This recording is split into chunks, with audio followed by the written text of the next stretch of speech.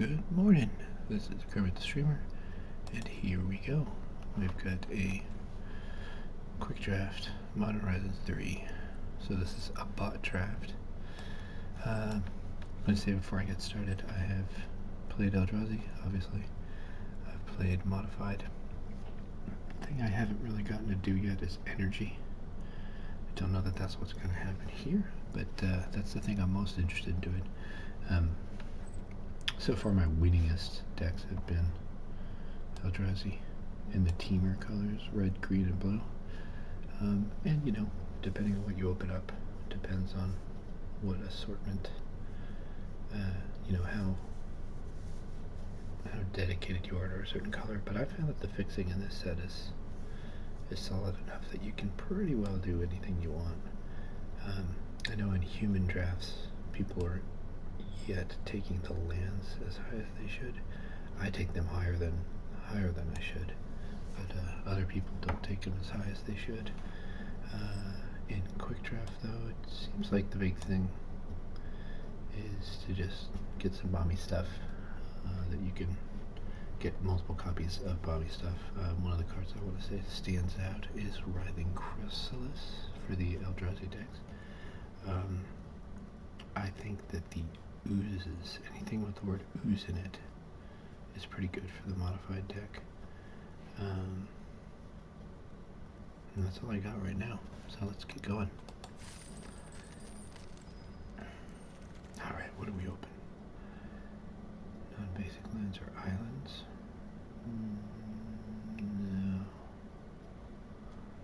Pinnacle Monk. Pinnacle Monk's interesting.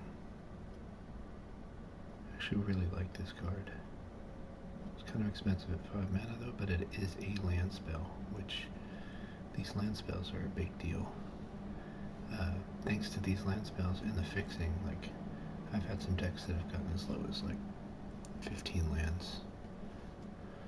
Glasswing Grace I like a lot for the modified deck.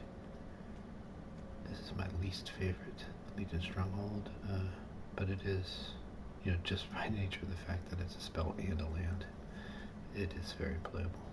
Rose Cotton Knight I like, but it's kind of slow, and it doesn't. It's funny because when you get a counter from it, it's almost better than when you get a card from it. Dreamdrinker Vampire. It just depends on what the rest of your deck looks like. Dreamdrinker Vampire I like in multiples too. You've got a lot of different ways, other than just the original adapt, to put tokens on it. And that's really the beauty of it. You slap flying on this, and then have some reliable way to add counters to it. It becomes virtually unblockable. Cyclops Superconductor is really good. That is the energy card that's here. Kind of Goblin's also interesting. Snapping Void card is always good for the Eldrazi decks. So I wouldn't say that I see anything here that's just like ridiculous in power level. So I'm going to say it's going to be either Pinnacle Monk or Glasswing Grace. I like them both, but I've never played Pinnacle Monk, so I'm going to go Pinnacle Monk.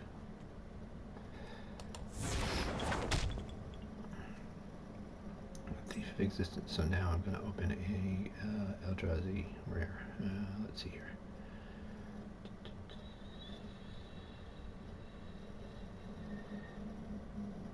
Oh my god, that guy's nuts. So you eat whatever you target with this.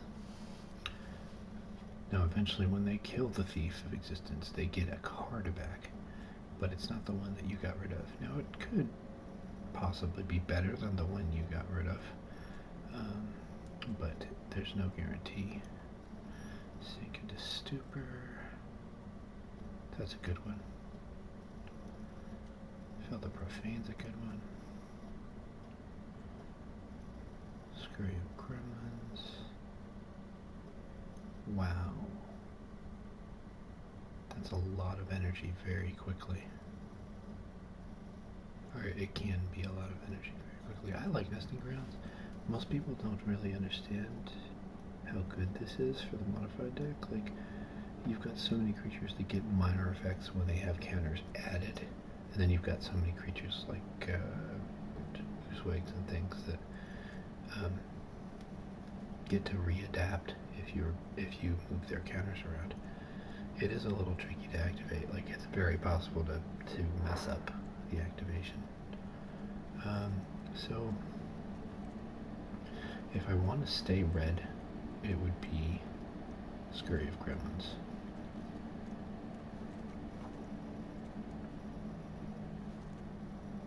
That Thief of Existence is real tempting, though. That's a good body on that. 2, 3, 4 is solid.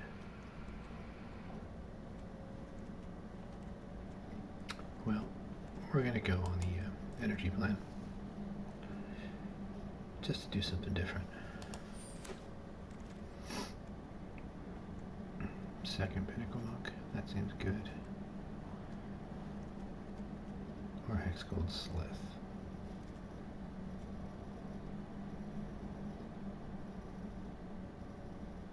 I like to create justice too. I think we're gonna go second Pinnacle Monk here. There's lots of good stuff in this pack too.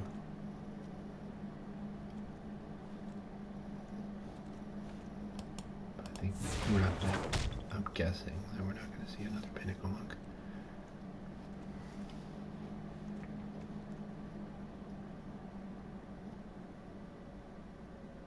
Yeah, I'm fine with this one. This seems pretty good. Rush of Inspiration, it's a land spell, again. But then it also lets us draw 2 cards. It's not really critical for us to pay that 2 energy. Like, a draw 2, discard 1 is a fine card. Like, you get to choose from, oh, it is at random. That's a little tougher. But I'd still say it's worth it. I like the Wavebreaker here, but Decree of Justice looks good. Bountiful Landscape gets us red or blue. Skoa, Feather Spike is actually an energy. I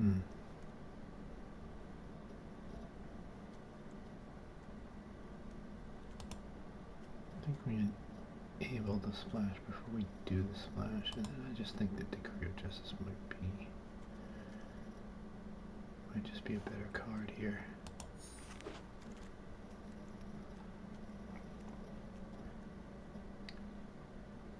Threep and Charm is good.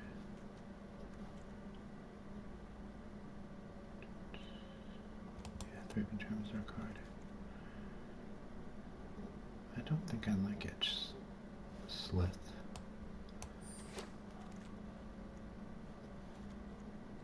Like, as a card in general.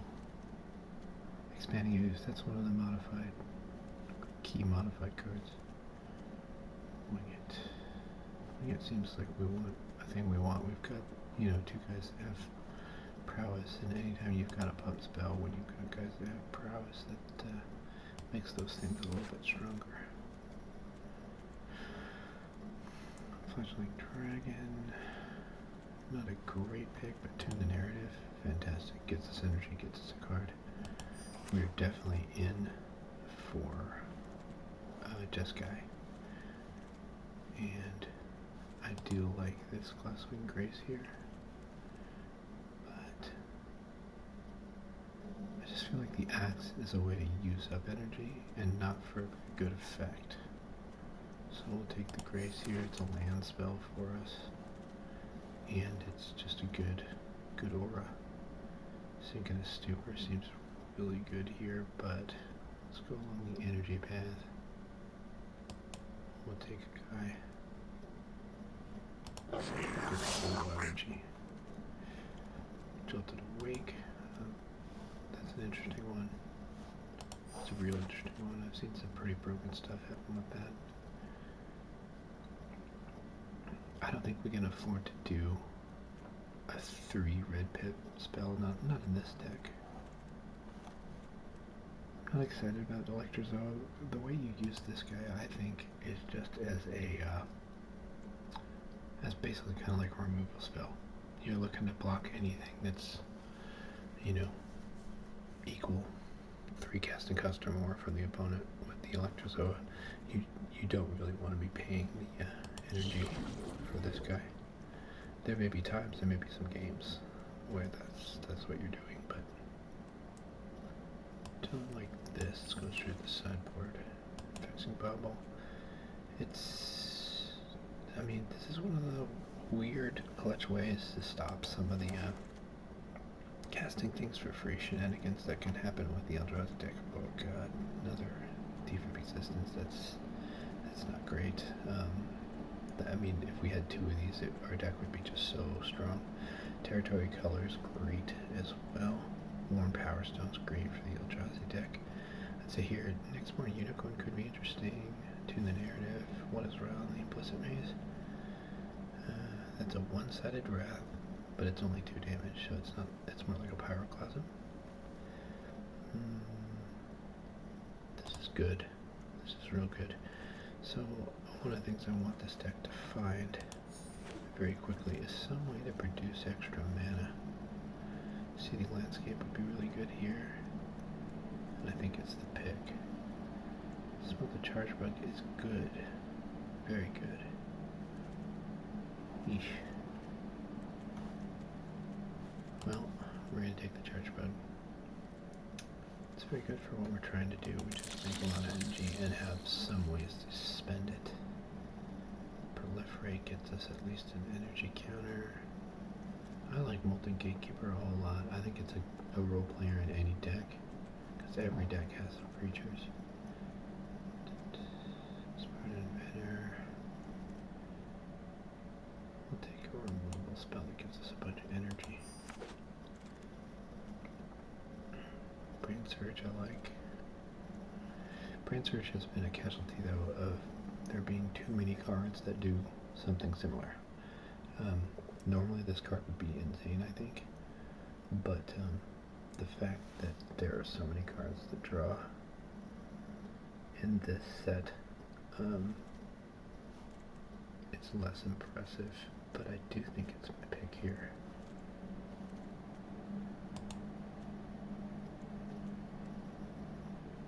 Holding it would be good, but we're kind of low on cheap creatures at the moment, so things that buff our creatures are not as good as they would be. Demon Farrier seems good, but Brain Surge, I think we need stuff to make sure that our prowess goes off and that we can keep the energy coming.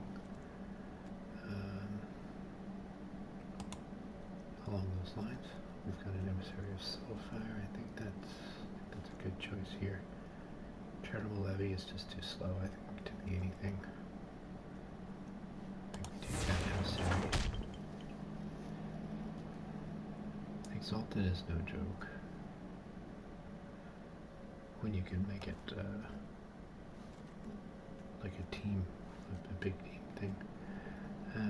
Tribal Landscape looks really good here. So does Red Gate Gargoyle. Sundering Eruption.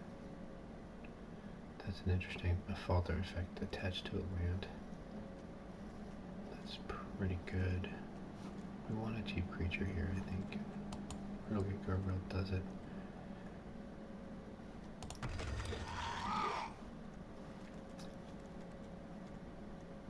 Serum Visionary or Gargoyle. I think we do another Gargoyle. Oh, Serum Visionary is so much better.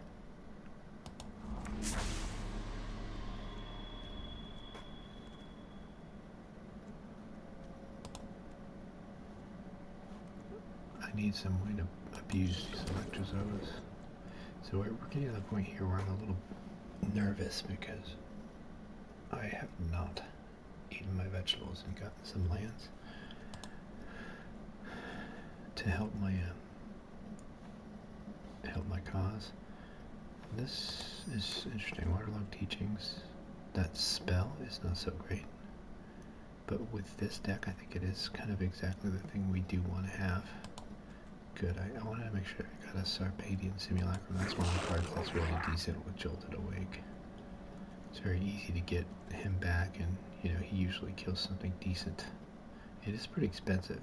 I mean, 5 mana to do 4 to something is kind of expensive, but it just plays out that it works. excited about taking her to the cave here, but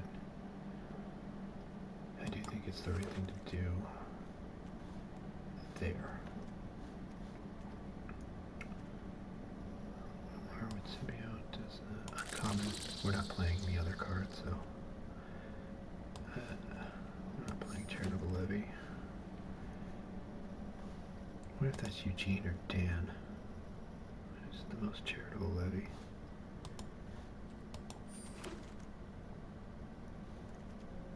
Protect, decree of justice, envoy of ancestors. Oh, that's more than modified. Another scurry of gremlins. I think I'll take the scurry just because it's higher in common. I really want this landscape though. What's birthing ritual do?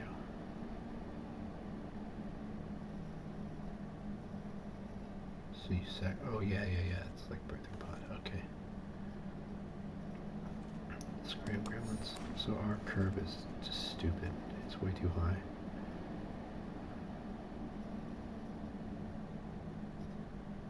This end step populate's real interesting.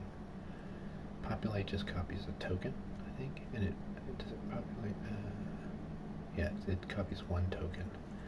I don't know that we're really set to have a lot of tokens, so I think we take a removal spell here. It's cheap. Definitely. Deep analysis. See, this deep analysis is kind of a better card than brain surge. And that is an interesting thing too. Having a lot of draw cards can be just as good as having land fixing. Can be. Note I said can be, not always is. I think we take a removal. I really want that landscape though. Or tune the narrative. I'd say we don't really have anything insane to spend our energy on though. That's troubling.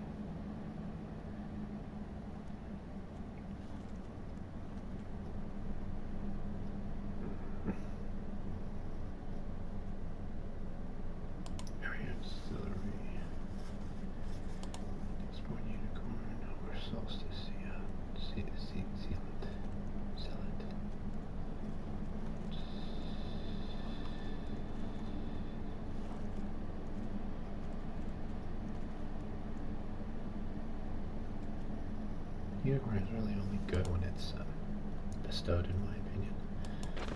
Kind of a dumb bear, otherwise. Non-token. So anytime you make a counter, you get another one. Incubator. This is double-sided. So like, if you choose a creature type, your opponent gets it too, which really shuts that card down. Now I'm gonna eat some vegetables here. Take a sheltered landscape. That gets me a plains or a mountain. That's kind of important. Might actually just replace this cave in our deck too. This gets us all three of our colors, and we're really only giving up a Jolted a week for it. Samuel's story circle is interesting. I think we take another solstice spell. Tempest Harvester's pretty good here. Thriving Charm might be better. Probably is better. But I think we need something to do with our energy, and that's a nice, small, cheap thing. I don't like how we're spread out pretty evenly between our colors. Usually, when I'm 3 colors, I want there to be, you know, one definitive color, which I would say, looking at this deck, it's red right now, and then, you know, a secondary color, which would probably be blue, and then white would be our splash. But that's not how this is actually shaping out. It looks like there's a pretty even split. An even split just means there's gonna be some mana trouble. So we gotta address that. I think Urza's Cave is going to the sideboard because these 3 lands are just infinitely better because they do their thing for free. They just have to be put into play. Master of the Departed. Yeah, we'll take another energy guy. Tune the narrative, yeah. a slightly better draw spell too. I think Winged's not even staying in the deck. Siege Smash can definitely stay.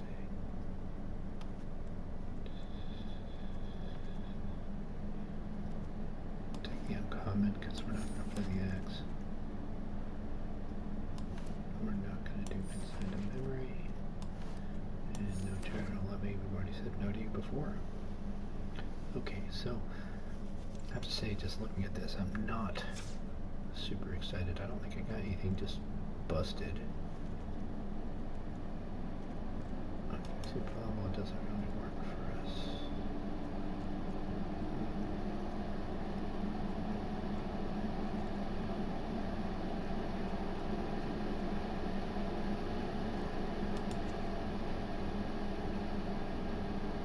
So this is an island for us, basically. Or rights. Go grab Decree of Justice. Or Ghost Drop Slice. Go grab some removal spell. The least exciting thing to grab would probably be Siege Smash, because the beauty of this card is the surprise.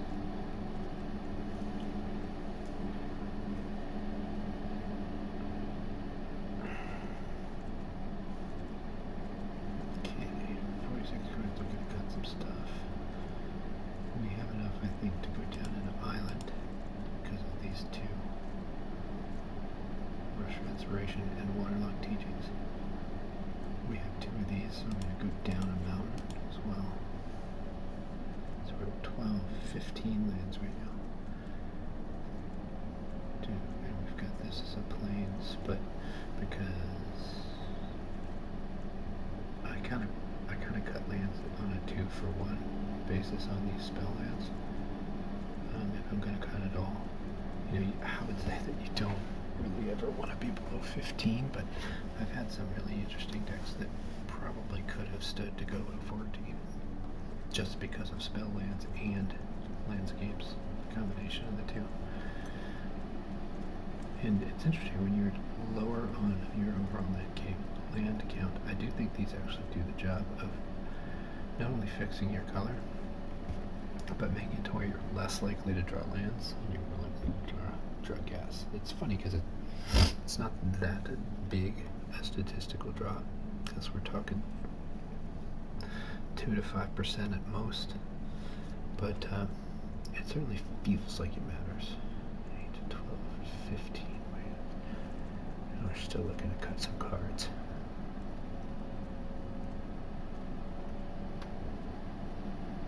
Maybe we can't even play the Grace. I don't know, it's a great way to buy back into the game, but it is double white. I'm gonna have to get rid of that one.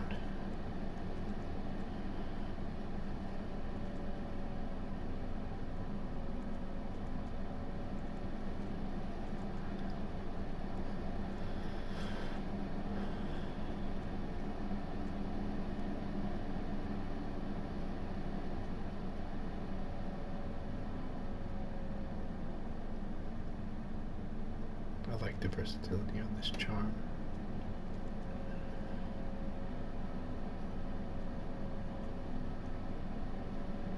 Well, I think it's probably Decree of Justice. Yeah, Decree of Justice is gonna go. We already kind of do that with Scurry of Gremlins, and it seems to me like getting to cast the spell is more of a win more. So it's going to be a spell that just cycles more than anything, probably. For this deck. For a different deck, it would probably be really important.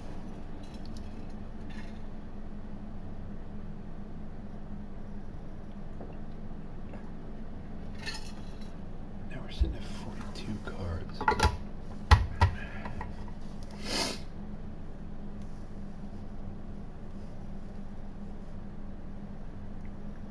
I think I'm going to get rid of the Sarpanian Simulacrum. We've got a decent number of 2s that are just way better to get with Jolted Awake, I think. And I think that's what the role for Jolted Awake is in this deck, is to grab some of these early drops. Then we just have one cut. And let's see, creature count. Creature count's kind of low. But we do have this, which creates some creatures. We do have this, which eventually creates a creature.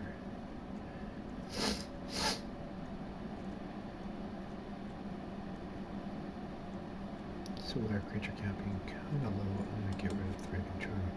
We've got other removal in red. And then the nice thing about this too is that it has lowered our commitment to white, which allows us to, I think, go down a plains, but then we're going to go up a mountain to balance that out. So we're still at 15 lands. 15, 16, 17, 18. With our land spells. So no, we still have, in effect, an 18 land deck. It's just, it's nested amongst our spells. I think that's the deck. This guy is the word, basically, for red, white, and blue.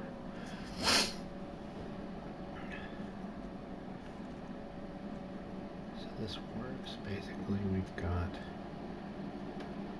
we actually have 6 planes, because we've got these 2 landscapes that do the job of finding us a planes when we need it. We've actually got 5 islands, and we've actually got 7 mountains. Well, 9 mountains if you count these guys. 6 islands, 7 islands, 10 mountains. So, it's not bad. Like, we should be able to do our thing most of the time. So let's see how it actually plays.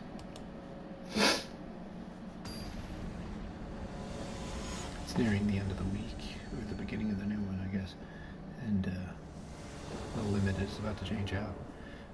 I forget. I think you can go somewhere and find out. I never know until it actually switches, though. I never pay close enough attention. This is a great opening hand. I mean, the only thing that would make it better is if we had some 2s. But we do a lot of things. Things start to happen very quickly with this. So we're going to drop this early here, and we're going to go ahead and get rid of it right away to get us the planes. We have no need in this deck for the colorless, so we only are running those purely to fix our mana, so we got to do the job and fix our mana. This is nice, we get to play our gargoyle all the time. Do we spend this mana? No, we don't need to spend the energy, sorry. We don't need to spend that energy. We want to land more than anything right now, so that we can get our scurries out. So I think to that end, we're going to place your Visionary first. Make sure that we can get one of our lands. We're going to go for the mountain because we have double red all over the place in our deck. And we're going to get rid of that plains because we've got 2 in the narrative, which is going to get us to our next land probably.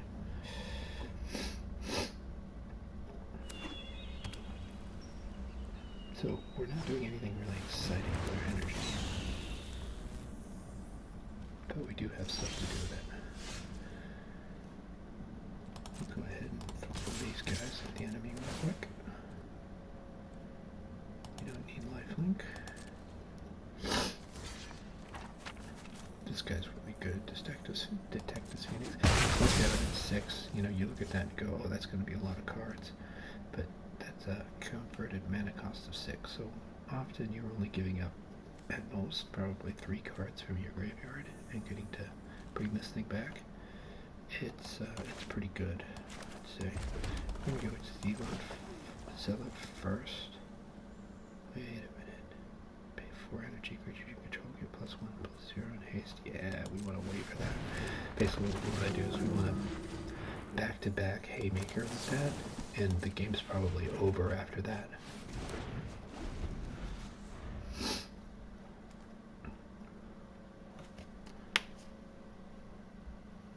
I think we could even stand to pitch one of our things at the opponent here without much effect.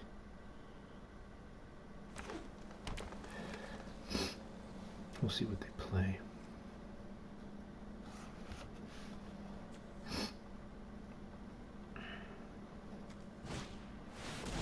Two.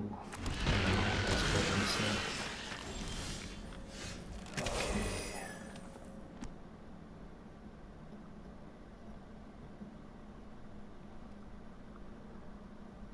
Okay, so I think we'll just go ahead and tap this guy down. Make a scurry of gremlins. We'll pay the energy.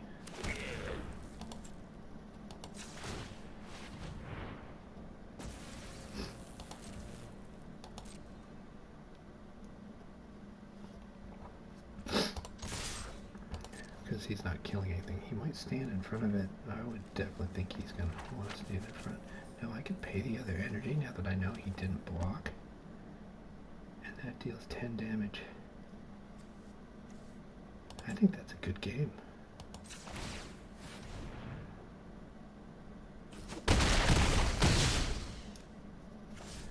This is just putting him down so low that he can't afford to do anything back to me. I've got more energy on the way from this second scurry of gremlins.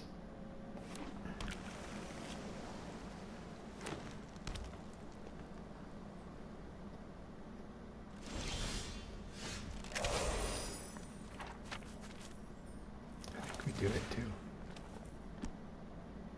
Yeah, because we're going to get so much energy from it. And we're going to tap down the chrysalis again.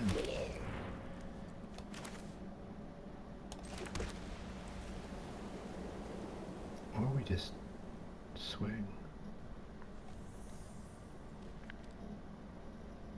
Yeah, I think we just swing and try to win this thing.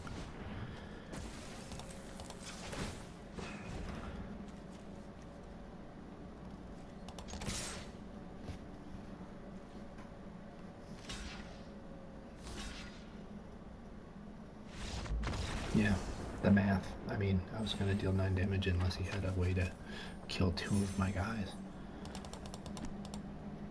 Well, I'm liking that. So I was about to say I didn't have any compelling ways to spend my energy, but it turns out that two of those goblin spells, Scurry of Gremlins, that's a great way to spend your energy, especially if you're able to go as wide as I was able to go right there.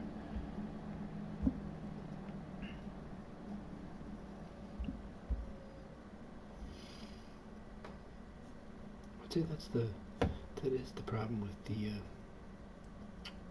Eldrazi decks. They're decks that only cast, usually, when they really get rolling, 1 spell a turn, and if you can go around that by going wide, it's actually pretty good. That's kind of how it's weird, because the modified deck does that, but it also tries to make one giant attacker that can go toe to toe with the Eldrazi. But I'd say that the game plan for these energy decks, or at least my energy deck, is to go wide.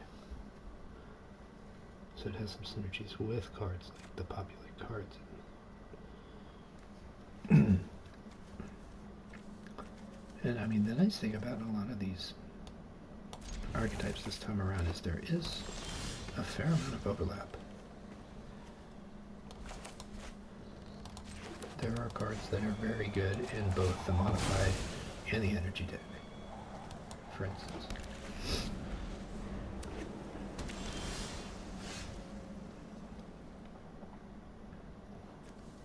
This is an instant, so we'll go ahead and play it at end of turn. Represent that we have a counter, maybe. Not that it, on arena, it doesn't usually impact how people play. See, this would be a great card to counter. We don't have anything, so we'll go ahead and just go up a card, get our energy. I'm gonna play this landscape here. It doesn't really do us anything, though. We'll just wait. Play the Zealot instead. I think it's going to be semi-important to tap down this void crop. Oh no, it's going to be more important. Get rid of that thing. So let's, okay, pretty easy. Easy set of decisions here. Oh, wait a minute. This gives +3/+2, which is not enough to kill that. So, gonna get rid of the void craw. Gonna go ahead and drop this now. Probably could have cycled it, but I actually think maybe impacting our draw steps a little bit better could be the thing. I'm gonna go for an island, hoping that there's a turn that we get our other two in the narrative, and we're just gonna try to tap down this dread maw.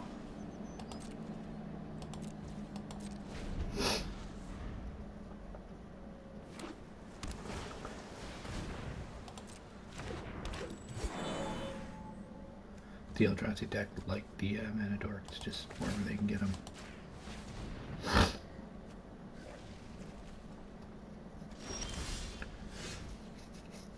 I don't think I'm going to kill this one though, although it does stand the potential to get kind of out of control.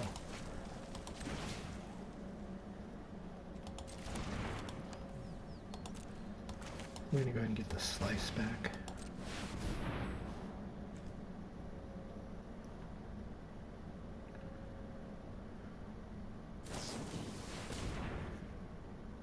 Yeesh. I'm going to take a hit. The big scary thing. We'll go ahead and attack here because this guy's not blocking a trampler.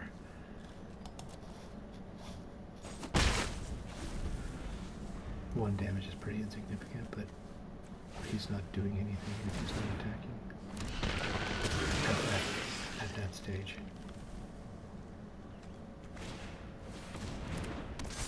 Oof. Oh, that's ugly. He lost himself trample though. That's going to be important, possibly.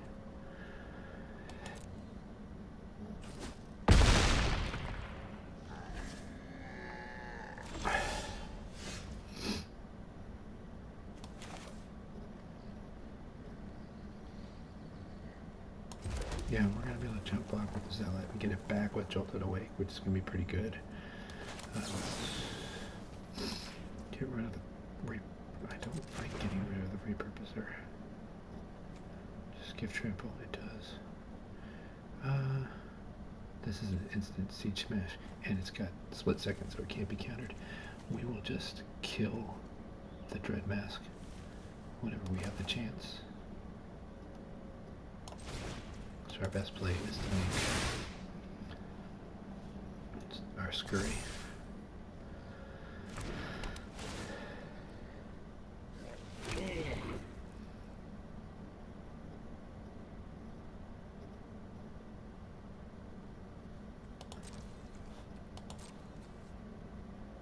I'm saving that energy. Cool.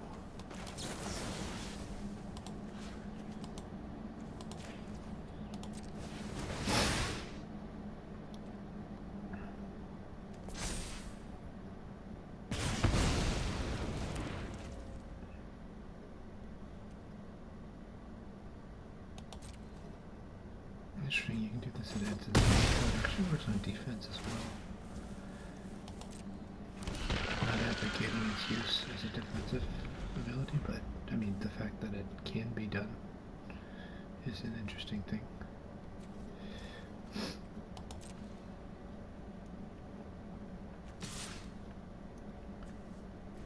And I do think that we don't mind at all giving up our Zealot. We're going to get to Jolted Awake. Get it back.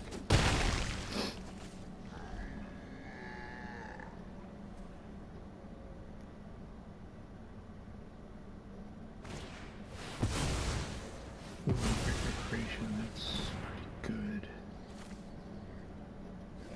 But, interesting thing, expert from each color. Pretty sure with this being devoid, I can still use it.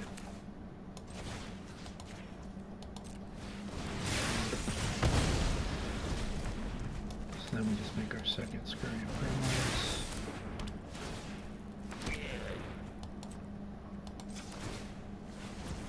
Mathing here, 2, 4, 6, 8, 13, and then 18, 23. It's not actually a good game, but right? Yeah, 23. It's not bad. It may as well be. There's very few things I can think of that he can do that make this board one where I can't go around him with these gremlins.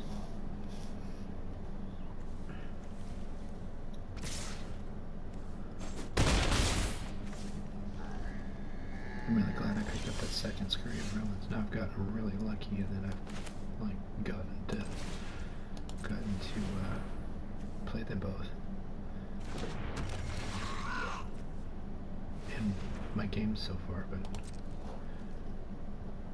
oh wow, you can use Ghostfire's Slice to face. That's insane.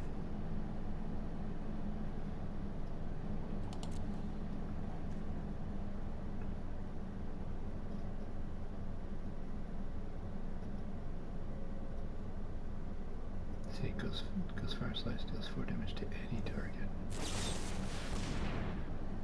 So you just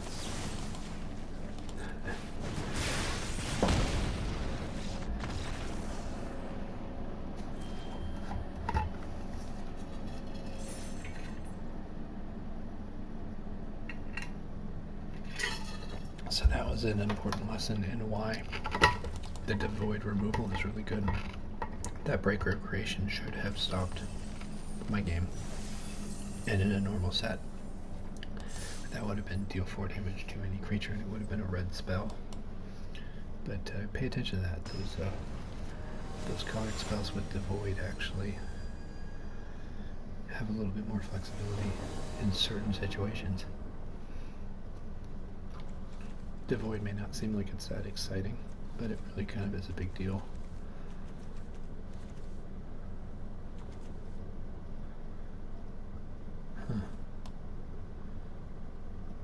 Okay, so I think we do want to go ahead and drop our Waterlogged Teachings first. And then we want to play this to get our double mountains. Well, actually, no, I guess we want to get this Smelt the Charge Bug in play.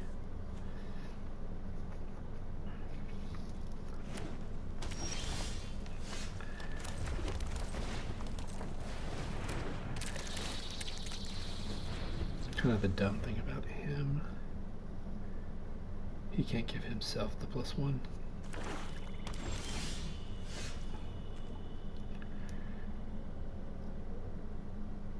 Okay, we got the best to do in play an Electrozoa.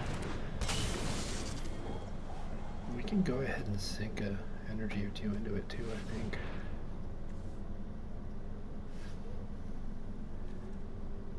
As long as it's unchallenged, it's going to deal a lot of damage. And I like the idea of this just pulling removal too. Yeah. I mean, I just played 2 mana, opponent discards a card that could kill something else, so I'm fine with that. He got to play it as an instant, which is good for him. Being efficient with his mana. Nice thing about Fanged Flames is I believe that it stops the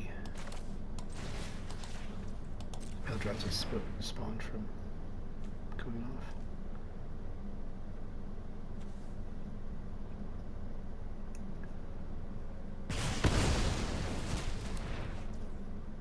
There's a point where it may be cool for me to Jolt Awake the Electrozoa, but this is not the point where I'm going to do that. I think I'm just going to use this turn to get my second mountain. And since we have 2 planes in hand, we'll go ahead and get a second island as well.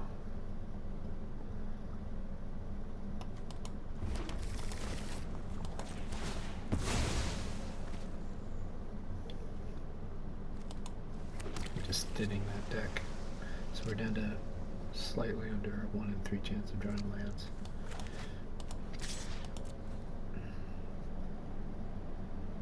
going to be important here because we're out of gas. And they're probably at 5 mana this turn. Yep. Awkward that they're in black, though. I would say black is not really an Eldrazi color.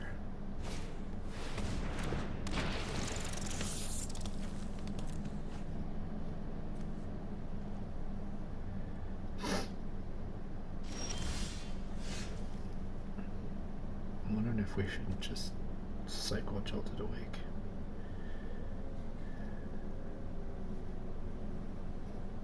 I think that's what I'm going to do. Electrozoa is just not that exciting of a card to get back with. Pinnacle Monk is nice though. If this was haste, I'd be much happier. But Menace on the Pinnacle Monk is not bad. What are we getting back? Probably Fanged Flames. Yeah, Fanged Flames for sure. We don't have a good target for it right now, but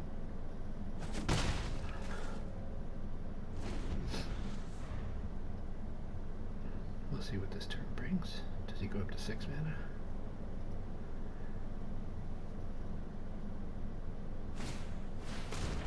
Treadmill. That's an interesting one. Basically turns all of his creatures into Writhing Chrysalises.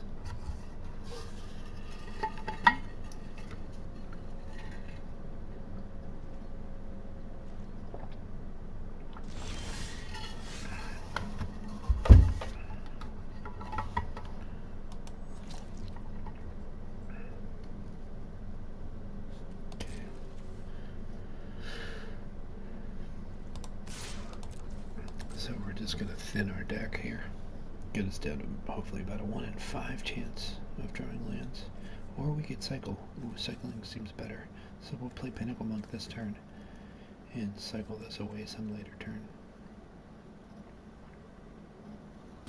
Oh, that was dumb. He can crew this. Don't know why he wouldn't. Well, there's the benefit of vehicles right there. They're very defensive. Basically, it's a creature that can't be targeted with sorceries. I do get to kill a spawn, but that does not seem like it's very good here.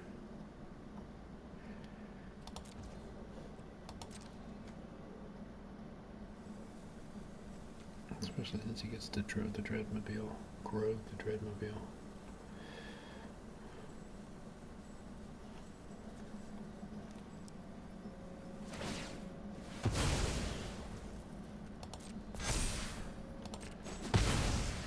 Definitely a mistake on my part.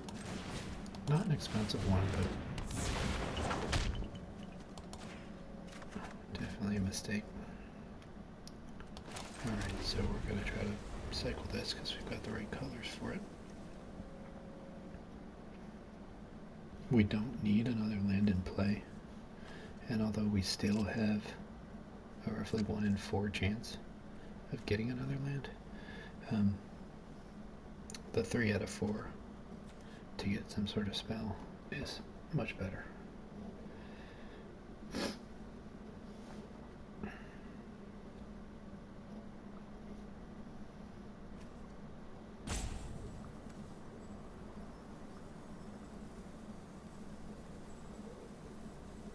Siege Smash would be really nice right here.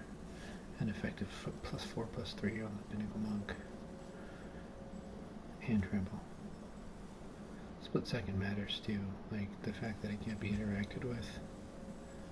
So they can't just kill the creature out from under you or something like that. They've got to have a removal spell that works on it after it's pumped.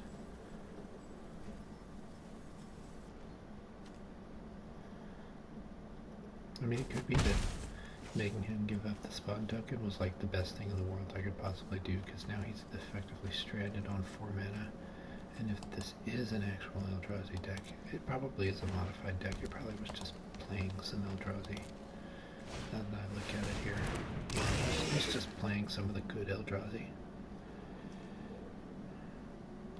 sorcery.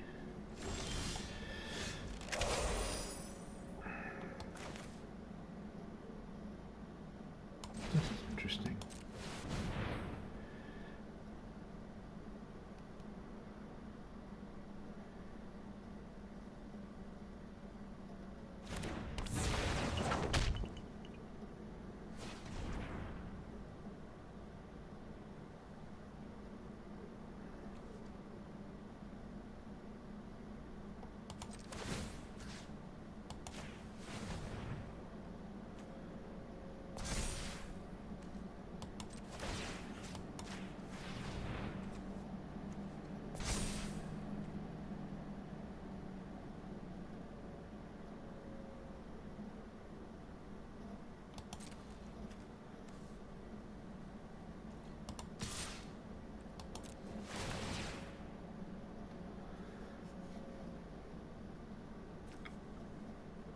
What if I could have paid for Exalted twice on something? Probably doesn't matter. It does say for each instance of Exalted, so I think you can double up.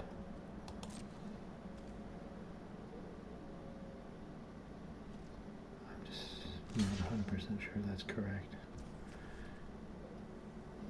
Ooh. I definitely thought I could cast this in instant, even though I said it's a sorcery.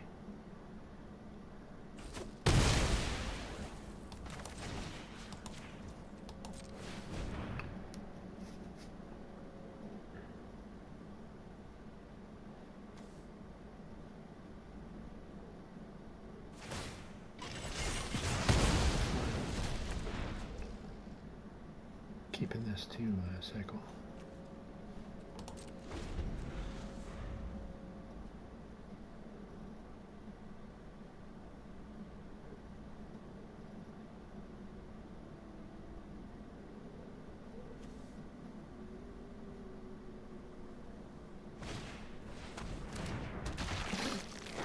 Too bad this guy doesn't fly or have any sort of evasion himself.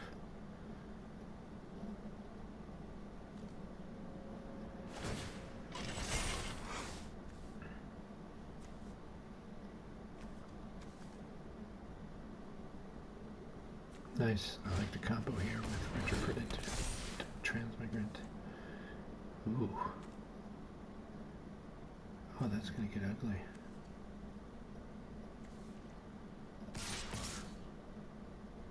I wonder what happens when this stops being a creature, though.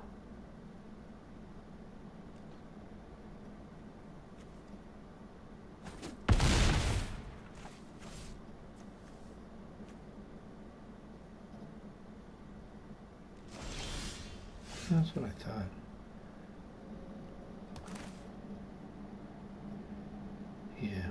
Yeah, definitely oops.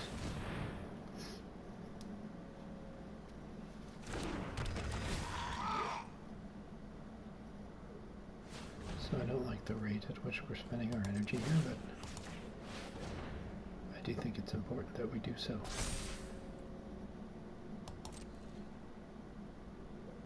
He can't activate this thing.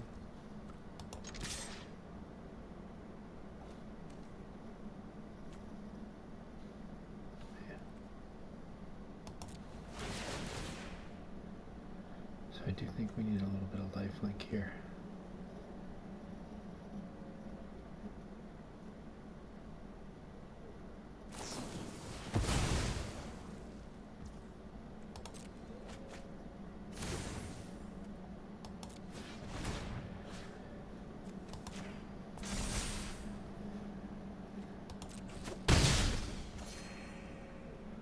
And then we're just going to cycle this, I think. Yeah.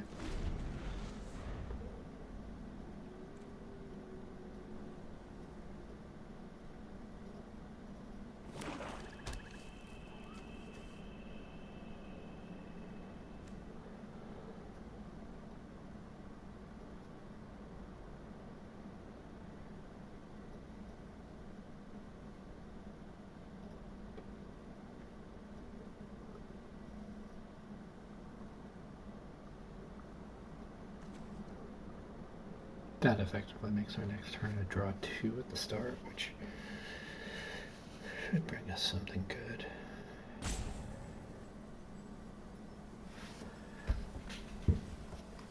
but I don't really want the Prowess back here, but I'll take the Gremlin. The Gremlin card would be nuts here. Thing about Exalted is that the more things you have with it, it just makes the thing you are attacking with that much better, so...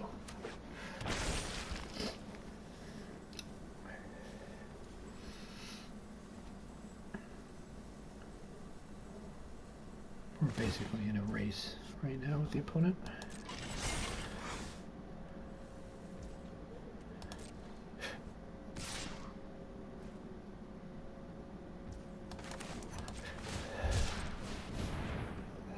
Tune the narrative would be great here too. Just something that spins my wheels, you know. Not a plains. I could have just played it and sacrificed it for that. Gotta realize that was on top of my library anyway, so the fact that I just didn't chew through it is a good thing.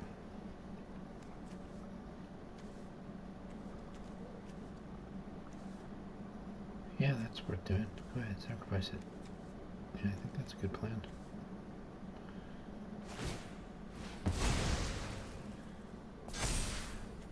Yeah. Not bad, sir.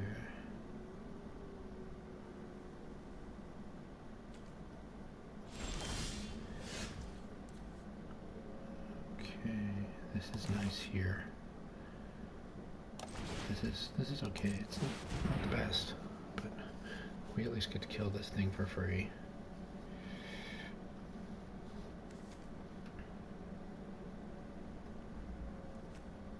And then we'll just go ahead and attack here for 5 lifelink, I think, or is it 4? Might be just 4.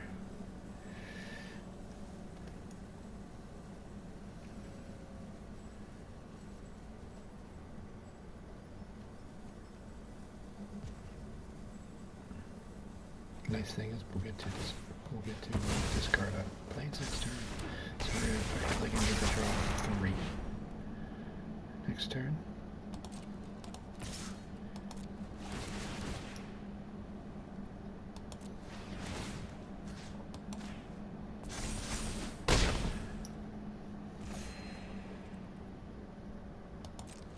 I like that.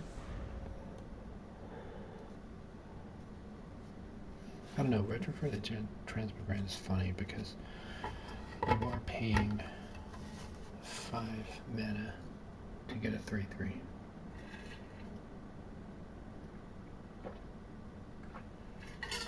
So there are definitely more effective ways to do things. I don't know that I would say that what he did, what he got out of this was worth it. Was worth all the time that he spent doing it. It really depends on what else he has in his hand, though. But I do like Retro for the Transmogrant. Anytime I've got some sort of sacrifice thing going on, I'm gonna use it just like he did.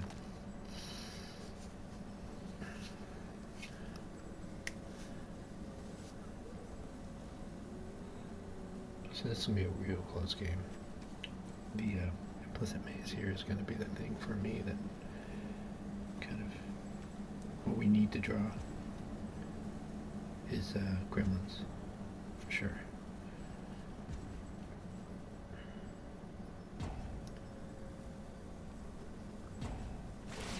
And I think we actually need to use that energy to get lifelink. Interesting, I would have attacked here. Oh, that sucks, we drew an island. We are going to go ahead and discard a plains. That'll get us 2 extra cards.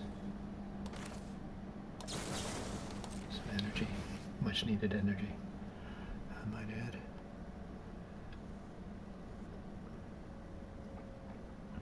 And then we can play the Electrozoa too.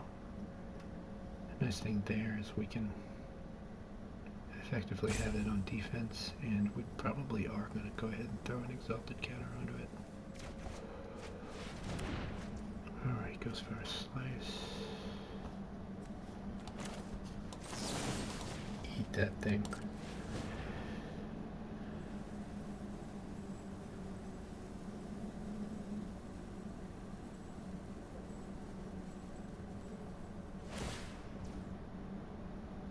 Yeah, okay. Credit, good job.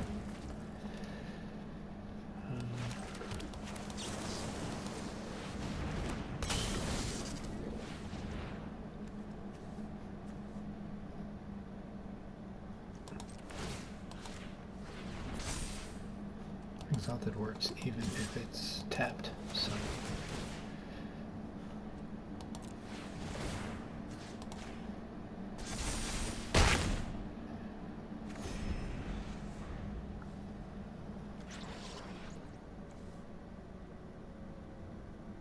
Yep. That's interesting, so force them to use removal on these exalted creatures. And remember, Exalted only works when you're attacking with just one thing. He has no means to block flying, so I'm pretty sure this game is just over.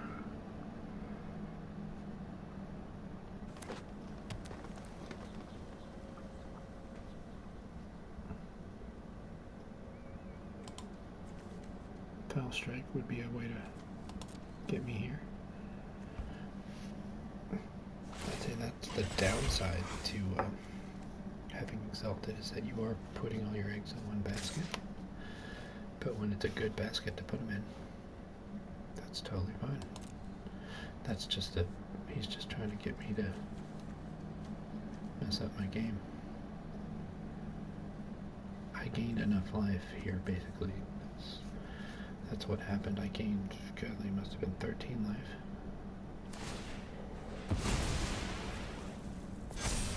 So I would be dead here in a normal game, but because I gained just enough life at the right time. Wow, my last few draws have been dumb. Only reason I'm in this game is because I got the extra draws. And now we just attack with the gargoyle for the win.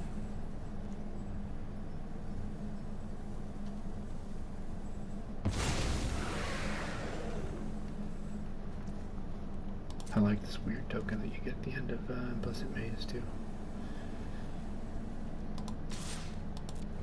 Pretty good stuff. So we do have ways to spend our energy.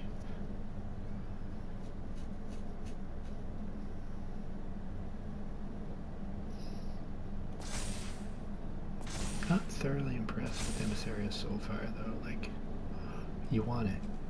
Don't get me wrong, you do want it. But it's not I don't think it's a very effective way to be spending your energy. But it worked this game. I also don't like the gargoyle's ability, but I mean it again worked this game.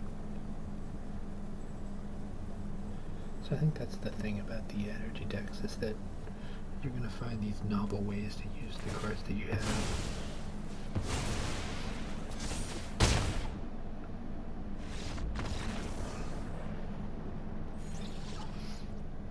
There's a little bit of satisfaction in that too, from being a Magic player.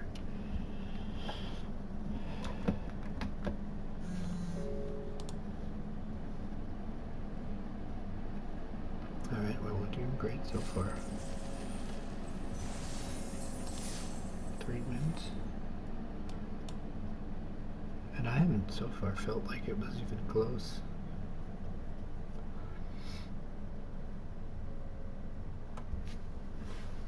That was probably the closest we got to losing a game. And again, I do think that right there, the retrofitted Transmigrant may have actually been a liability. It's hard to say because I didn't know what else he had in his hand, but like, reanimating that thing should be the thing you do when you have nothing else to do. And maybe that's the situation he was in. I don't know, but that's how I'm going to comment on it. We're missing mountains here, which is bad, but we do have the ability to cycle away Jolted Awake.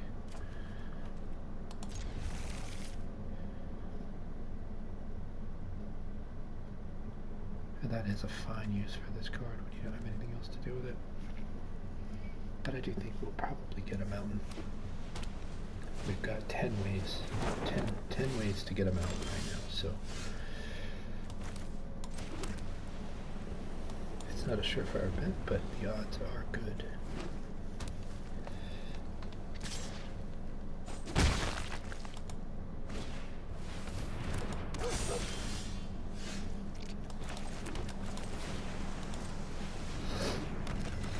Watchdog is such a good card.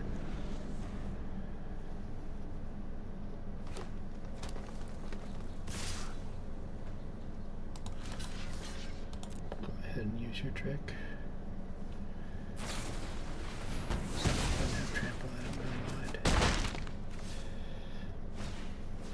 So this is a great instance where if I get my extra mana, we're just playing the Electrozoa as a wall.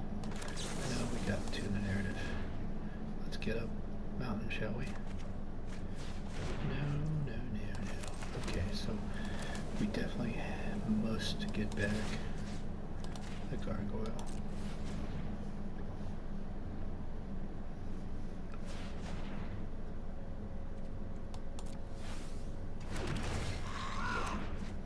We do get a lot of energy out of that deal, though. Pretty happy about that.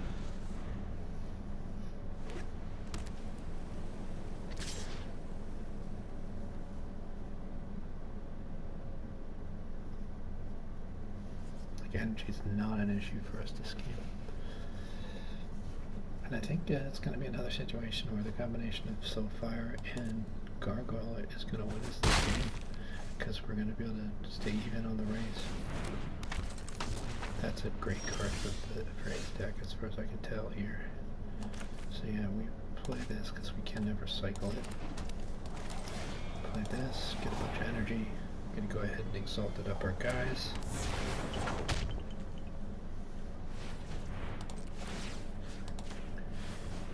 And because we have so much energy, let's see what happens if I exalt an extra time.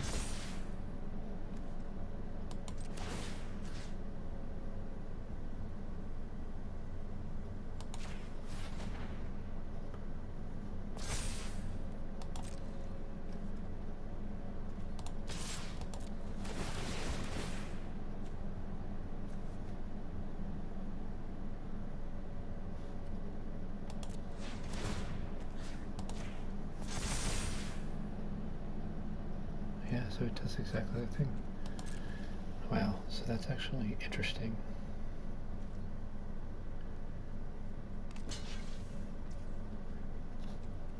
Real interesting. Go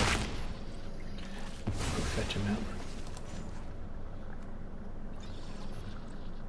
Yeah, because we want to be able to cast Scurry Gremlins. I do like, I really like that we've got, because of MH3 and Soulfire and Scurry Gremlins, we've got this option of, well, instead of going wide, we can go tall, which is one creature. Smacks for a lot of damage.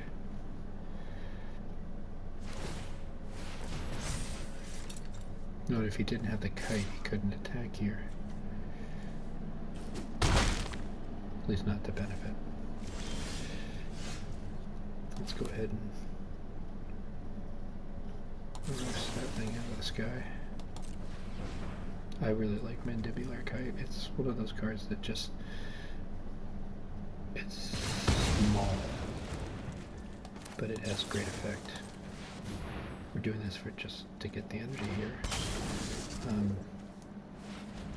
We'll go ahead and throw an Exalted counter on it. And then we'll attack with a 6/6 lifelink. Actually, we don't really need the lifelink right now, so we're just going to attack with a 6/6.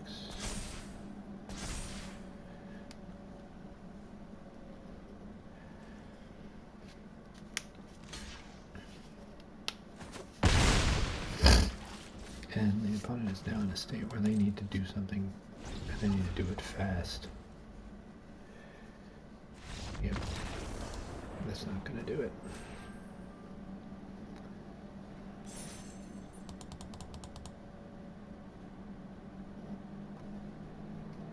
Alright, so I like energy. This is my first one of these. If I didn't say that before, I hadn't actually made the energy deck deck yet. Most of the time I just see energy on a card and go, no. It's because to me, you have to have a bunch of different things. Like, just collecting energy is not enough. You have to have a way to spend it. And it turns out that I think the 4 things we have to spend our energy on are pretty good, especially when put together. And I think that's why, for me at least, the energy decks are harder to build, is because it's hard to see where the connections are. You know with every card that's an Eldrazi, well, it's an Eldrazi, it's going to be good. You know with every card that has Arcane's +1/+1 counters, that they do their thing, they're going to be good. With energy, it's a little bit harder. You can't just throw all the cards that say energy on them into a deck.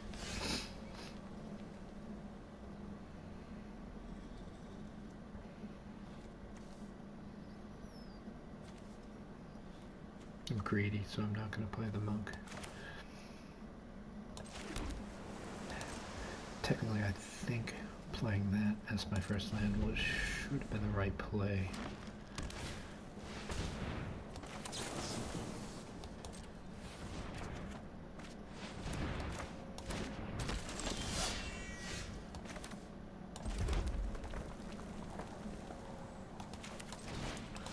I don't want anything getting out of hand.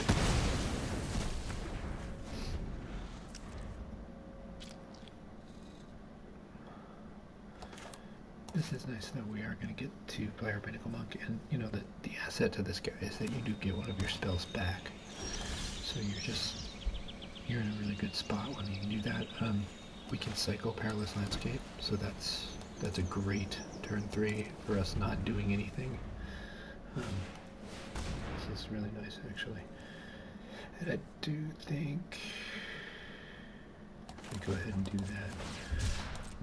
We're going to roast that Evolution Sage, but no hurry to do so since you can't put a counter on it.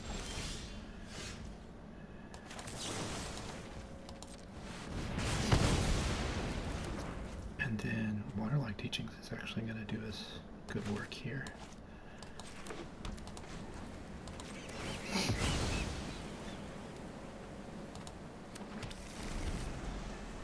We're going to get to cast it.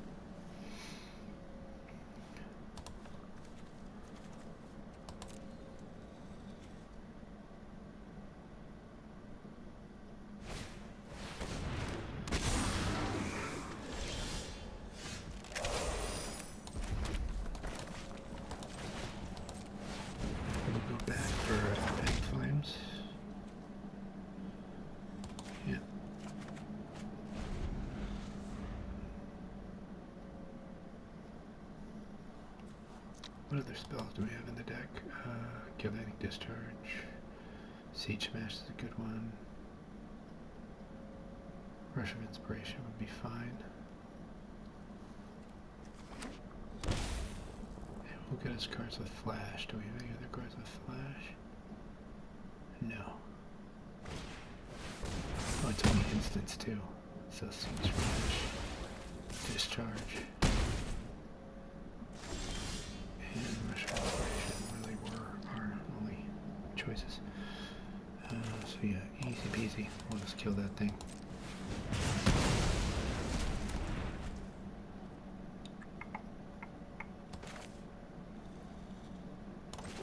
I'm gonna play Waterlogged Teachings for the draw card spell, I think. Rush of Inspiration. Because we could pay the energy, but I don't think we need to. I think we just... I wonder though, that discarding at random is a big deal.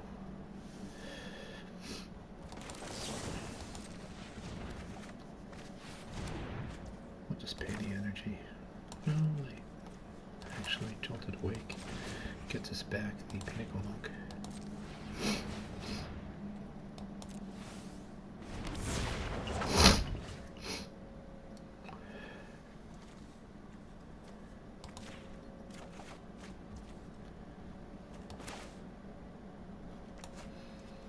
Each land in our hand is actually really nice here for Rush of Inspiration. Electrozoe just gets us more energy. We don't really need to kill this charge bug either.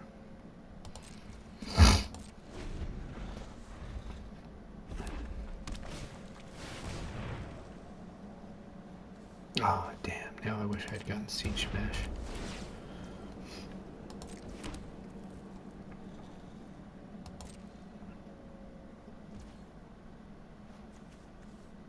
Thankfully, this is a sorcery too.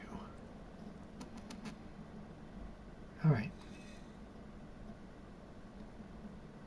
We get 3 energy.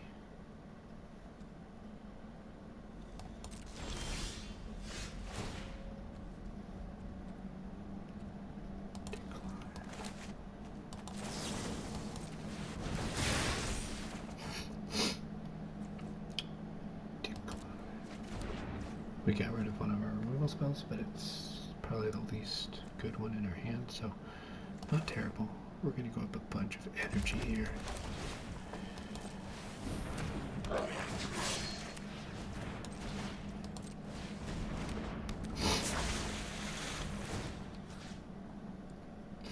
We are going to have to take a smack.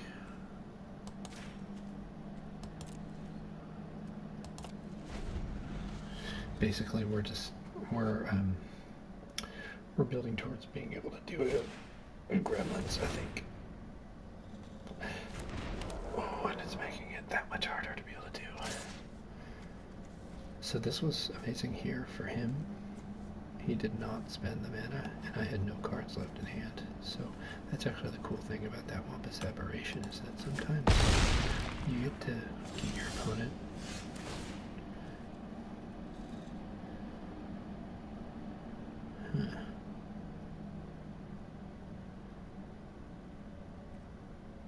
No. Let's see here.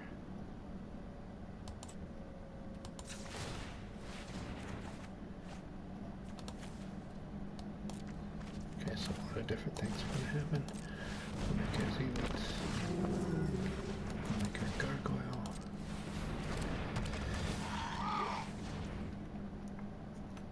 We'll give the gargoyle haste and +1/+0.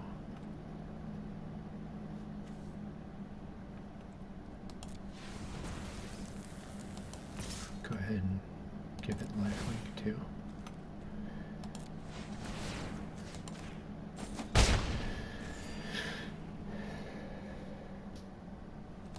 I'm gonna kill this because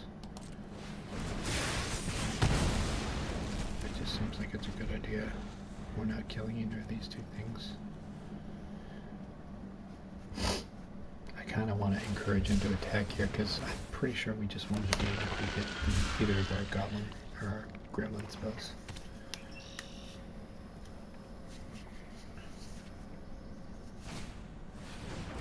Did he kick it? He didn't even kick it. Interesting.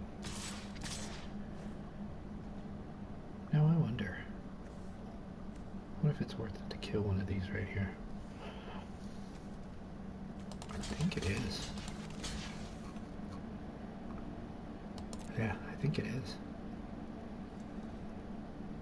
It keeps us out of reach of death next turn, I think.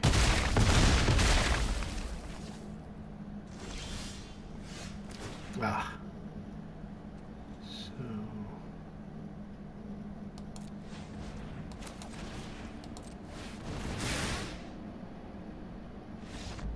Yep. I actually think the math was okay. I think he had another turn, but that would have been just it. He would have had another turn.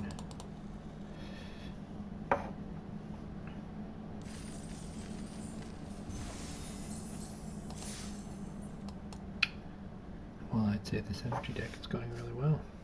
Now we'll lose the next 3.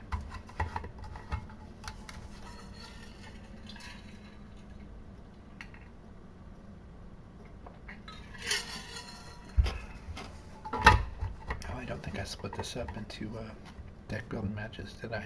I just went straight into the games. Oh well. I mean, then now it's a complete episode though, so that's something.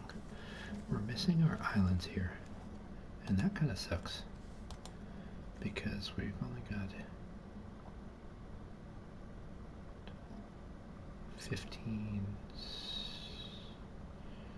18% chance to draw because we've got the waterlogged teachings, 21% chance to draw because we have the other draw spell. So we've only got a 1 in 5 chance of drawing an island, and this hand needs an island to go.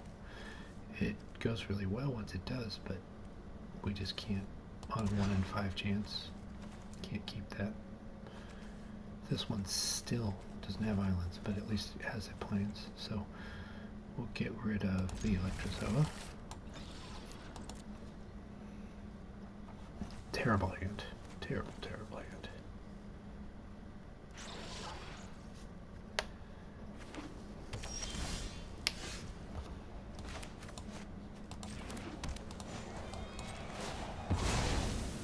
These landscapes are just everything, though.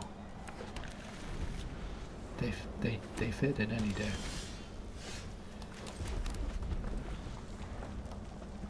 Like you have a dual role for them in the Eldrazi decks, in that you want the colorless side.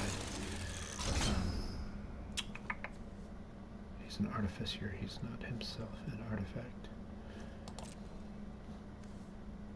She. And it's not worth it to kill the 1/1. There we go, we got our island. That's great. Because now we get this here visionary, and we get to get this ball rolling. You know what? I don't like either of those cards.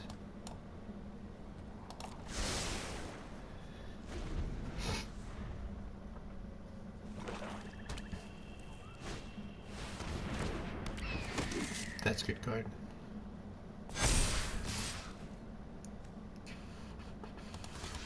Yeah, I'm fine with that. We're going to go ahead and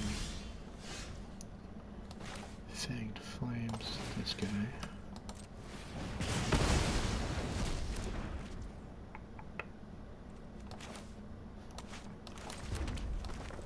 We can wait. They might play an artifact that we want to kill.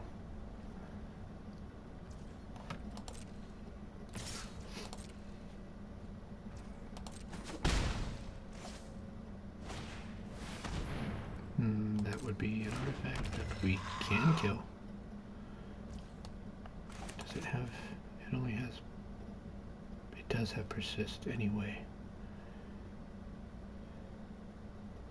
Still worth killing, I think.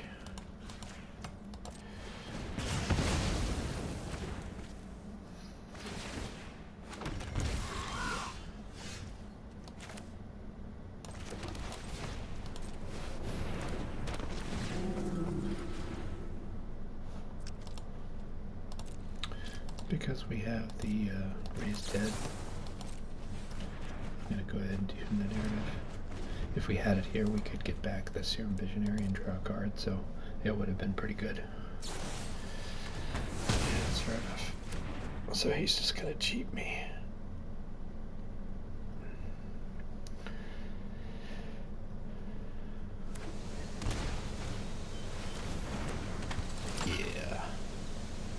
I like Inspired Inventor a lot. I feel like the first mode I always want to get the extra servo from him. But I mean, I missed the chance to use him for this deck.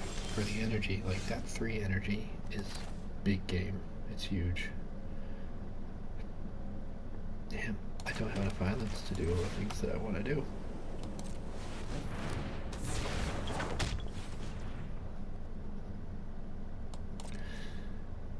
We don't really need exalted counters. If this guy had vigilance, I would have thrown an exalted counter on him, but he does not.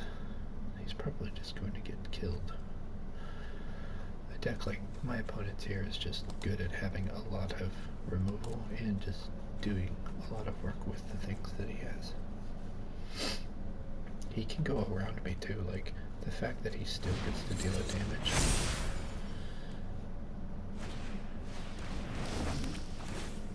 Big game. Yeah, and he can deal 5 even if I block, so and I don't get to kill anything, so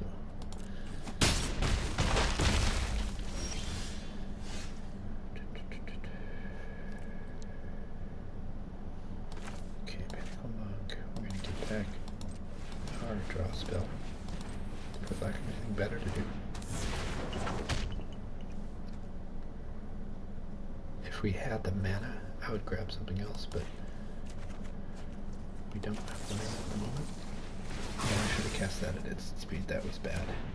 I mean, I think we're dead anyway. Gotta watch though.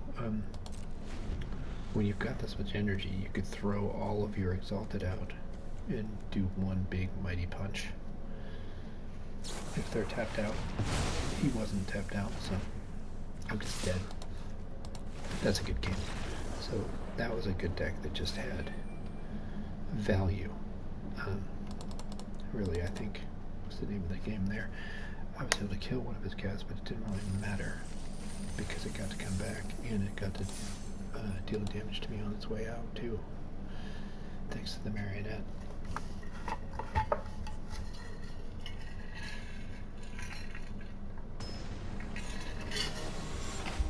That was a good example of a deck that used a bunch of underwhelming cards to do well.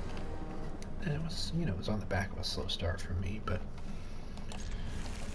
slow starts happen in Magic all the time. There's no use complaining about it.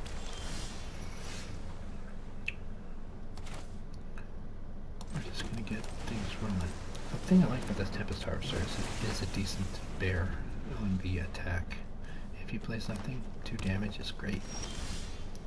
Drawing a card, great, but we have a plan for our mana, so yes, we'll get 2 damage in. We're accumulating energy, and we're just getting board presence. The name of the game.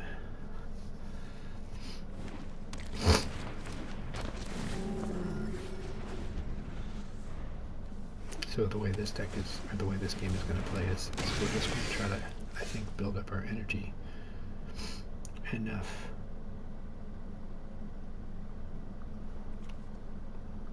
Let's kill that thing first. Build up our energy enough so that whenever we do draw our gremlin spell, it does the full scope of what it's meant to do. This is cool here. Oh wait. I don't want to play either of these as lands particularly. Unless I have to.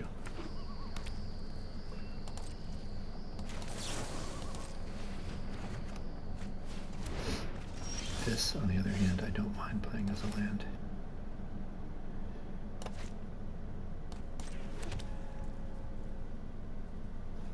Yep. We're attacking here because we have Jolted Awake to get back whatever he kills. We're actually in a spot too where we can actually afford to pay for this Electrozoa and deal the damage. He's got some sort of possibly Eldrazi deck, and so just getting in there and getting the job done is the best thing for us to do, because he'll put out a big guy, but it'll be too late. Yeah, there it is. There's a big guy. Oh, and it does suck that it does have hints. That does have reach.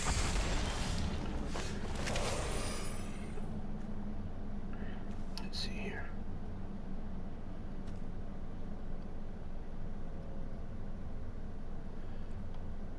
No.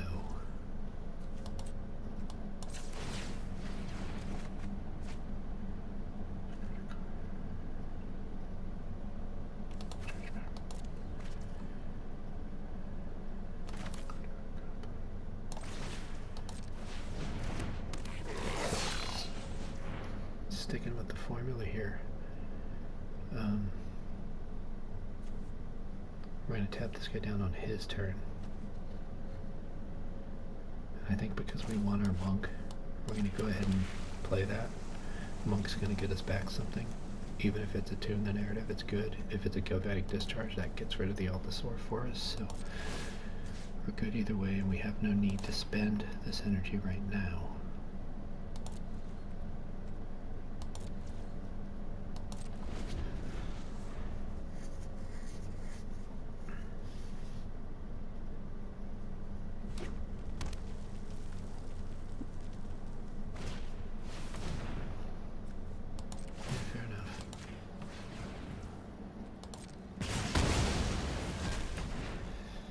Bad that it exiled too, unfortunately.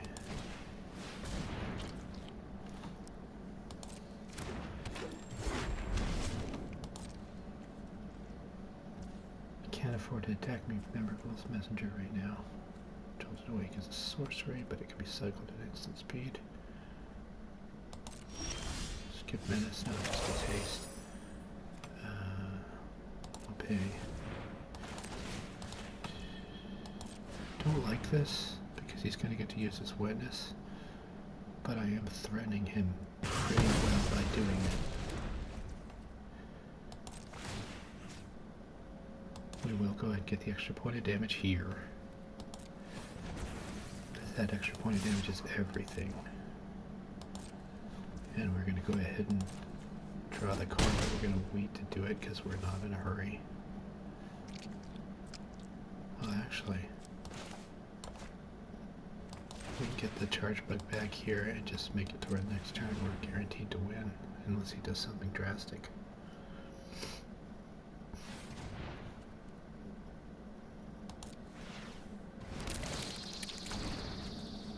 We did that because we get the energy back anyway.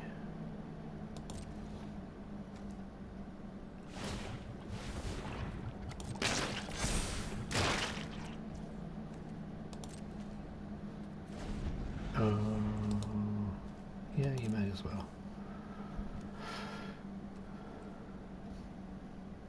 So no doubt the soar is nice and all, but the fact that we're going to get this guy +1/+0 in Menace is going to be game breaking, unless he has some way to kill it.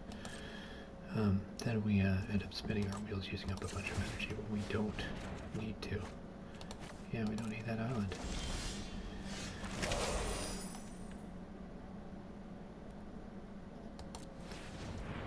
So yeah, we just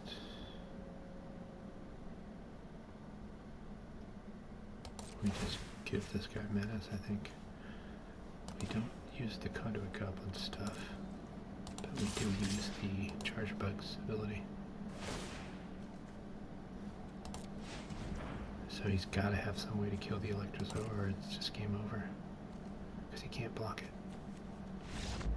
Yep, there we go. Not bad. One more match to go for all of the marbles.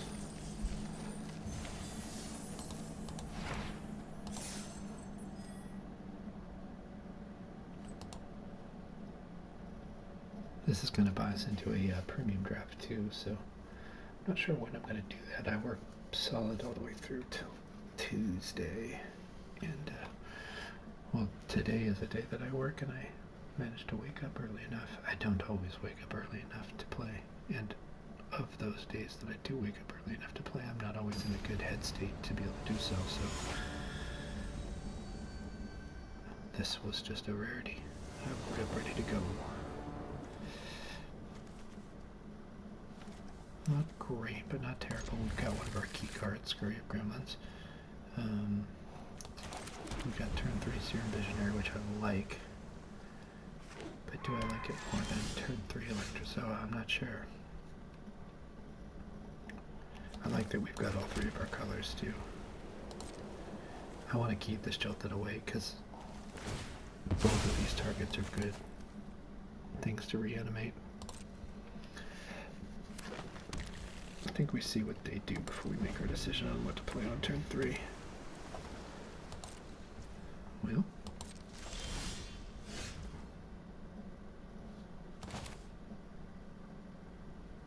let's go Serum Visionary.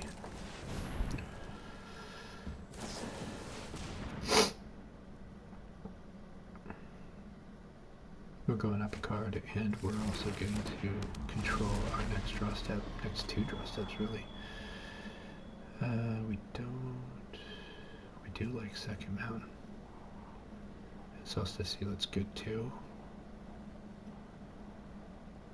Is it what we want right now though? Sure. I think we're in a good spot.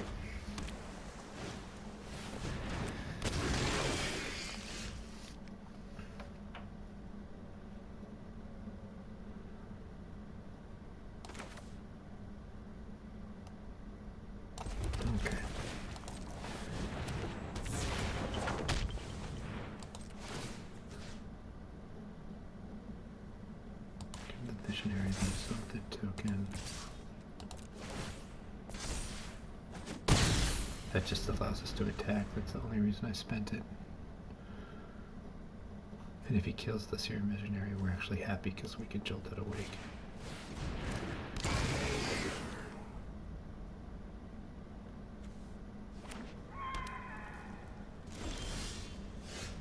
Oh, I think we got this. I'm just not seeing how we fall behind.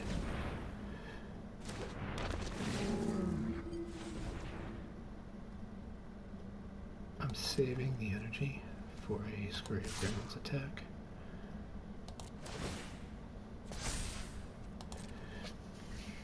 We can just cast Jolted Awake for extra energy too on this board. If he does play a scary Eldrazi, we can tap it. I just don't know what's scary enough to care. We can basically get 2 activations out of Scurry of Gremlins.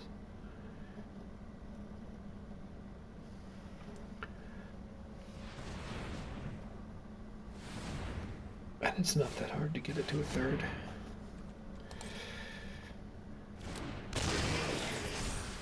Dual Fleshraker. That is scary. Huh.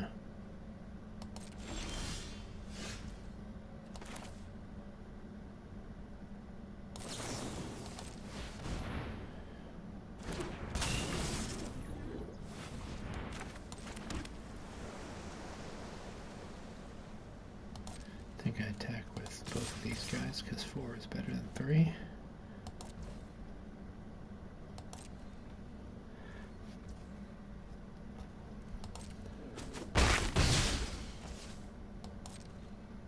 And next turn we just get to do the thing where we make Scurry Gremlins and activate it twice, and I think that should be game, even if he puts a blocker out. The other thing we could do is we could just throw out Exalted counters and attack in the air.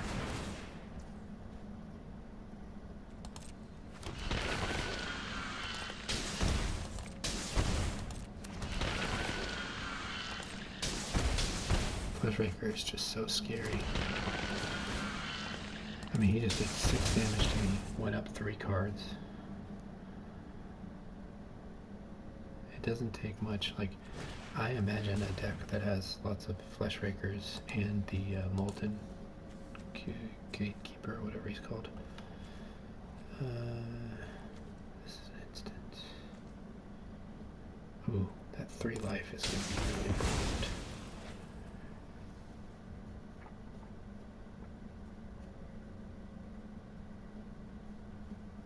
Stands to be anyway.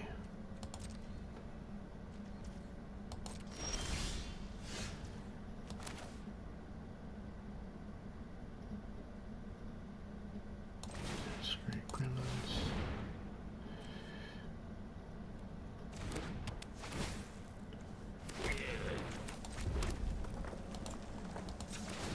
Got a nice big fat attack here.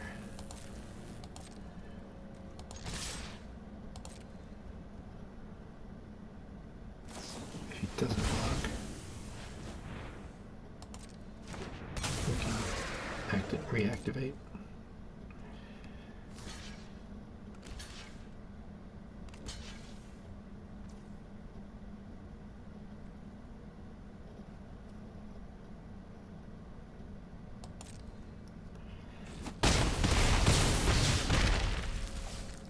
Nice thing here is I can't afford to use Jolted Awake on the Electrozoa because I'm going to get that energy back anyway. Although I probably should have done it on the next turn, that way I don't have to spend the energy to keep it active.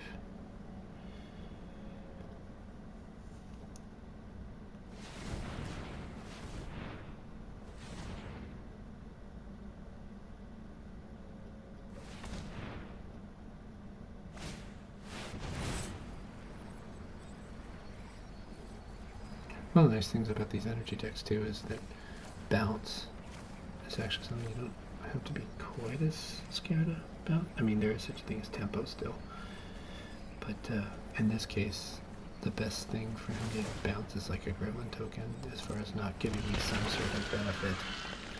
But the bad thing is, I don't think he's going to do enough damage with the dual Flesh Raker combination to be really troubling. Was that another 6 damage turn?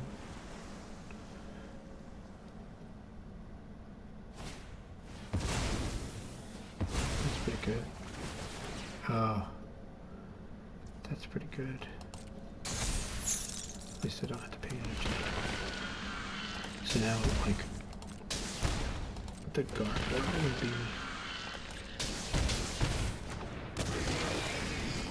Ugh. I'm just dead, I think. Yeah. Oh, yeah. Yeah. You can't expect against an Eldrazi deck 2 Glaring Flesh Rakers. It's just... it's too much damage.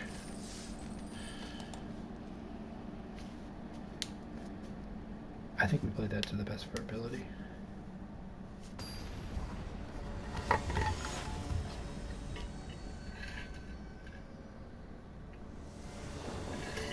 I'd say the one mistake we made at the end there didn't affect the game, so it didn't really matter. This is a great hand. We've got all of our colors. I think we go ahead and sacrifice this for our planes right away. Yeah, that just means that we get to get our goblin out. Hopefully get, you know, if we get 4 damage with him, great. If we can get up to 6 damage with him, then he has more than paid his way. Plus, at some point, he can give something haste.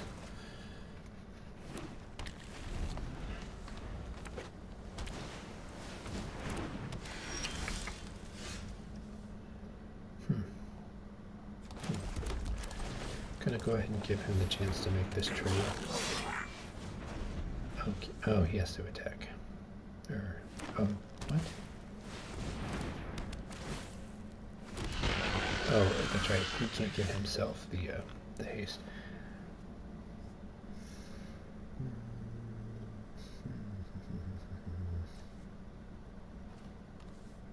Enchantment. Good enchantment.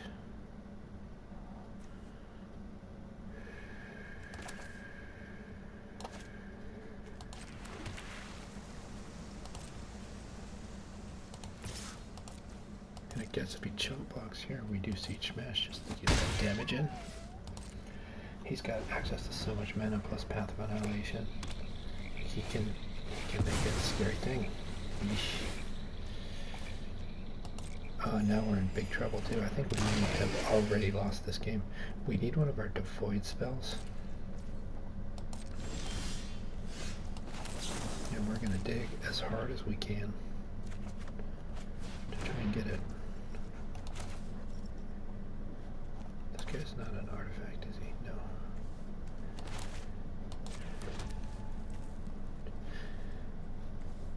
Nice thing here is we can still attack and hope that he blocks. I don't think he will or should. I suppose I could have kept it on the defense. Annihilator too, though. That's a big problem. He's gonna eat probably the goblin and the plains. Oh, did he just play a second Breaker of Creation? Yeah.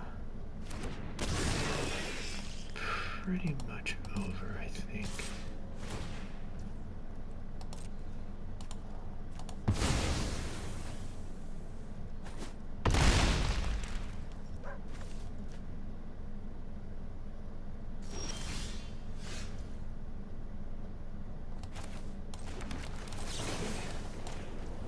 Kill one.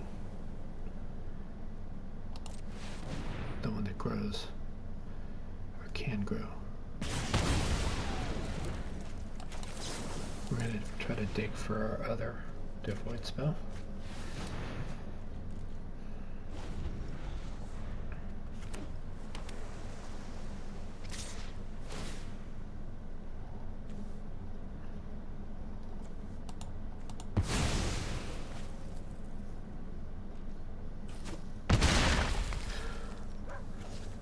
fantastic start from the opponent. Nothing we could have done.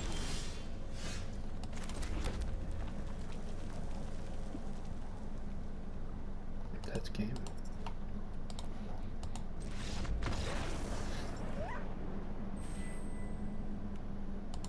Well, not too terrible. We got us up to 6 wins. I'd say we had 2 unwinnable games, at least. So I'll take it. This will leave us the chance to do a draft later. The only thing I worry about here, and I'm going to check into this in just a second here, is how much longer Modern Horizons will be the premium draft format.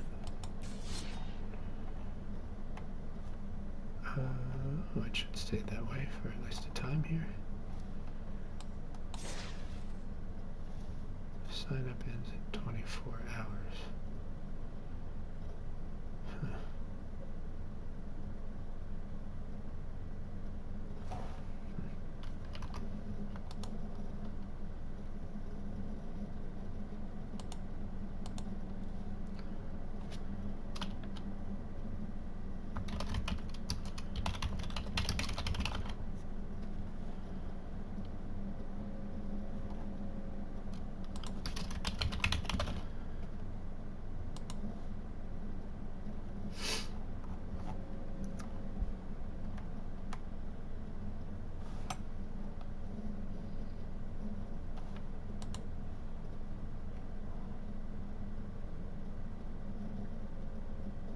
Okay, so we'll have the option to go Premier Draft, Outlaws of Thunder Junction if we want, or we can keep doing Modern Horizons.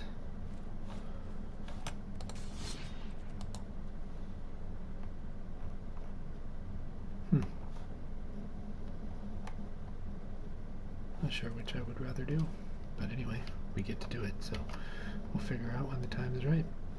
Thank you for joining me. Hope it was a good stream. Hope we learned some things. I would say I learned that energy is pretty doggone good. You do need to make sure that you have both ways to earn energy and ways to spend energy that are effective. But the thing that's cool about it is that things that look like they're not that strong do actually add up. Also, good takeaway is that you can stack exalted counters, so that's really good. So you stick 3 instances of exalted on the same creature, you'll still get the +3/+3. A lot of other counters don't work that way, you know, like an extra first strike counter doesn't matter, an extra double strike counter doesn't matter, extra flying counter, etc. But exalted does, it's additive, I think is the term. Otherwise, Eldrazi still is probably, in my opinion, the strongest deck, but there are other decks that you can play. Thank you for joining me. Hope everything goes well. Bye-bye.